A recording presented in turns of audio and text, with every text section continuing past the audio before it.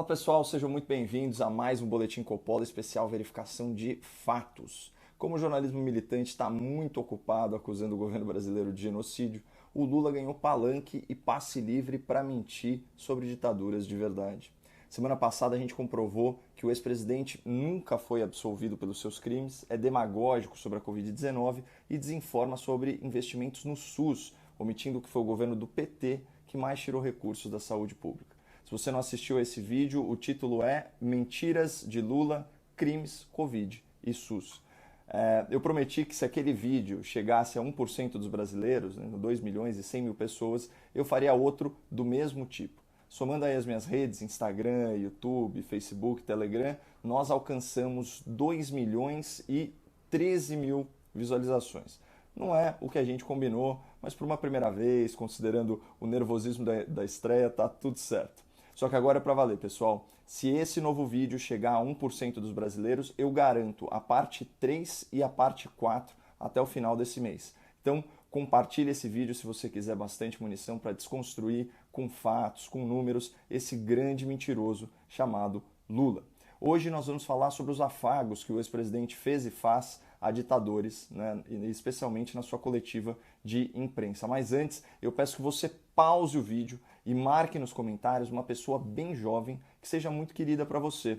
E por que eu estou te pedindo isso? Porque uma das coisas que a juventude mais preza, com razão, é a sua liberdade. E as liberdades individuais, especialmente as liberdades políticas, só existem na sua plenitude nos regimes democráticos. Mas vocês repararam nos agradecimentos do Lula semana passada? Eu esqueci de agradecer o presidente de Cuba, o presidente Díaz-Canel, que em poucos dias eles conseguiram pegar 2.350.000 assinaturas de solidariedade à minha pessoa. Cuba tem 11.340.000 pessoas, ou seja, 20% dos cubanos apoiam Lula e se engajaram na sua defesa. Seria um número impressionante se essa mobilização se desse por livre e espontânea vontade, mas isso é muito pouco provável. Eu vou citar para vocês informações do Observatório de Direitos Humanos, o Human Rights Watch, sobre Cuba. Aspas, o governo de Cuba continua a reprimir e punir a dissidência e a crítica pública. Pessoal, em um ano, o número de detenções arbitrárias relatadas em Cuba superou 4.500. São centenas de presos políticos, muitas vezes submetidos a 12 horas por dia de trabalhos forçados. Queria ler umas aspas aqui para vocês. A detenção é, com frequência, utilizada preventivamente para evitar que as pessoas participem de marchas ou reuniões pacíficas para discutir política. Os detentos são muitas vezes espancados, ameaçados e mantidos sem comunicação durante horas ou dias. Então você que passa um bom tempo online e se posiciona politicamente nas redes sociais, se imagine em Cuba, aspas, o governo controla praticamente todos os meios de comunicação, restringe o acesso a informações do exterior, bloqueia o acesso a sites. E tem mais, hein? Cubanos que criticam o governo continuam a enfrentar a ameaça de serem processados criminalmente. Isso é Cuba, pessoal. Uma ilha que está há décadas à mercê da esquerda autoritária e, por isso, desconhece a liberdade de expressão e a liberdade política. E o tal presidente, Díaz-Canel, bajulado pelo Lula na sua coletiva, sequer foi eleito pelo povo, porque em Cuba não existe eleição direta para presidente. Esse presidente cubano, ele foi eleito com 99,8% dos votos. Dos 580 deputados da tal Assembleia Nacional do Poder Popular, 579 votaram nele. Então percebam que Cuba é um regime tão ditatorial, mas tão ditatorial, que não existe divergência política nem no parlamento. Bem do jeitinho que o Lula gostaria que fosse no Brasil.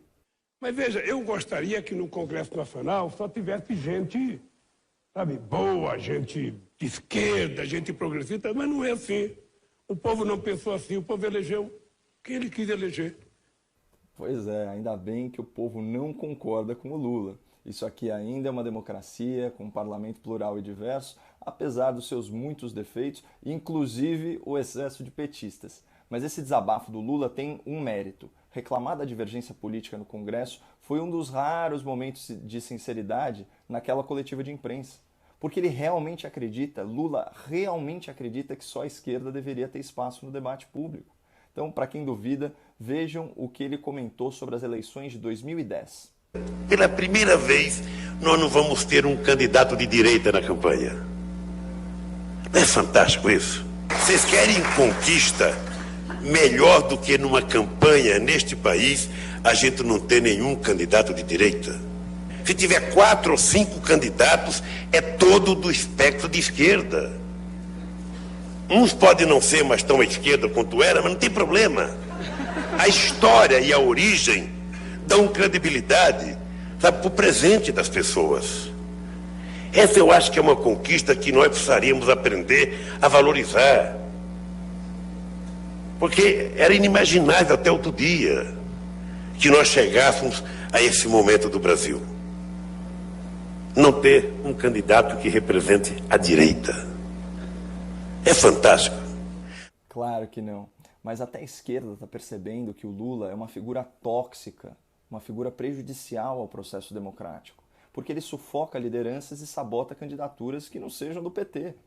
Segundo uma reportagem aqui de 2018 da Gaúcha Zero Hora, a Marina Silva, aspas, usa palavras como mentira, fraude, abuso de poder econômico e caixa 2 para descrever a eleição de Dilma Rousseff. O Ciro Gomes, em entrevista de 2019 para o Estadão, disse que o PT promove aí uma hegemonia apodrecida na esquerda. E o Ciro foi bem taxativo, ele disse o seguinte, aspas, eu continuo achando que quem está mandando ali no PT é esse lado bandido. Eles estão completamente perdidos. Essa reportagem diz o seguinte, Ciro criticou, por exemplo, a decisão dos petistas de se ausentar da cerimônia de posse do presidente Jair Bolsonaro, mas participar da posse de Nicolás Maduro na Venezuela. É antidemocrático, pontuou Ciro. Pontuou com razão. E aqui a gente chega a um dos maiores absurdos proferidos pelo Lula na sua coletiva, um verdadeiro desrespeito aos direitos humanos, sem nenhuma empatia pelo sofrimento de milhões de pessoas. Vejam isso. Quero agradecer ao presidente Maduro, que teve a dignidade de me ligar desejando solidariedade. E eu também muito solidário a ele, porque acho que os americanos não têm que se meter na Venezuela, no Haiti, na República Dominicana, no Brasil, em Cuba. Os americanos se metem nos Estados Unidos e deixam cada um cuidar. O problema da democracia da Venezuela é do povo venezuelano. Bom, em primeiro lugar, o que o Lula chama de se meter na Venezuela é impor sanções econômicas em razão de violações aos direitos humanos da população vulnerável. E quem iniciou essa política foi ninguém menos que o governo progressista do Barack Obama, o eterno queridinho da esquerda brasileira. Agora, afirmar ou mesmo insinuar que a Venezuela é uma democracia, isso é uma demonstração inequívoca de falta de caráter. Já começa pela fraude nas eleições, que foi reconhecida pela própria empresa responsável pelas urnas eletrônicas. Só que antes fosse só roubar na votação. A ditadura venezuelana é opressora, é assassina e é torturadora. Só naquela onda de greves, de protestos de 2017 contra o governo Maduro, o número de manifestantes mortos chegou a 100, além das centenas de presos políticos, de perseguidos, de exilados. Né? Dá uma olhada em uma frase, basta uma frase, do relatório do Alto Comissariado da ONU para os Direitos Humanos. Aspas. As forças de segurança da Venezuela estão usando esquadrões da morte para assassinar opositores. Pessoal, sabem quem assina esse documento? A senhora Michelle Bachelet, ex-presidente do Chile, pelo Partido Socialista. Ou seja, reconhecer a tirania na Venezuela não é uma questão política, de esquerda, direita, essas coisas. É uma questão moral, para quem tem o mínimo de compromisso com a verdade, o que parece no seu caso do senhor Luiz Inácio Lula da Silva. A real é que após 2 décadas de intervencionismo na economia e na política, os ditadores venezuelanos, a quem o Lula é tão agradecido, tão cheio de elogios, eles geraram uma crise humanitária que, ao promover a miséria, ao promover a violência, espalhou mais de 3 milhões de refugiados pelo mundo. Isso é uma grande diáspora latino-americana. Semana passada, o Banco Central da Venezuela lançou uma nota de 1 milhão de bolívares. equivalente só a meio dólar. Isso porque em 2020 a inflação, que aqui no Brasil foi de 4,5%, na Venezuela foi de quase 3.000%. Isso destruiu a renda das famílias. A ONU divulgou que 1 em cada 3 pessoas estava em situação de insegurança alimentar. 7 em cada 10 famílias reduziram a variedade da sua dieta. E 6 em cada 10 lares foram forçados a reduzir o tamanho das refeições. E a ONU divulgou isso um mês antes da pandemia chegar na América do Sul. Então, percebam a hipocrisia do Lula. Ele diz defender a democracia, mas apoia os regimes opressores da América Latina. Ele diz lutar pelos interesses dos pobres, mas elogia governos que socializaram a pobreza.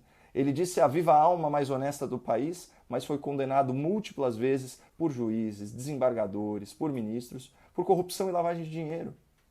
E Lula também diz que foi vítima de perseguição política, mas no seu discurso agradeceu ditadores que prendem, que torturam e que matam seus opositores.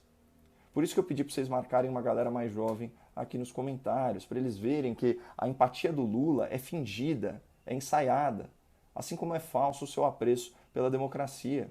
Quando convém ideologicamente, quando favorece a sua agenda política, o Lula é conivente com o crime. O Lula tolera a violação de direitos humanos e isso em pleno século XXI.